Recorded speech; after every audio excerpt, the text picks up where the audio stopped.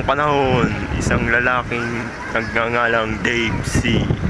ang iniwan ng kanyang minamahal na si Rachel Ann Wee. Last time na. Nakikita nyo siya ngayon, nalulungkot at nag-iisa sa tabing dagat.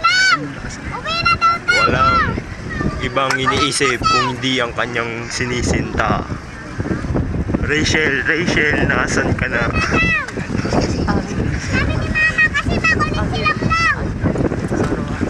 Ang hiling niya sa araw-araw, Rachel, Rachel, magbalik ka na. Ngunit sadyang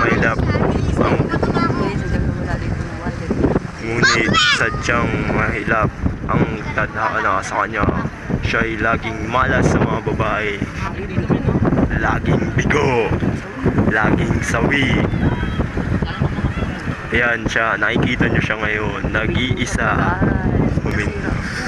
huminto sa pag-aaral, nasira ang buhay, naging adik, naging lasinggero, sugarol, at ngayon galit sa mundo at nag-iisip na bawian ang sarili. Mayo si Dave at naglakad papalapit sa dagat at ayun, tumalon. Patay.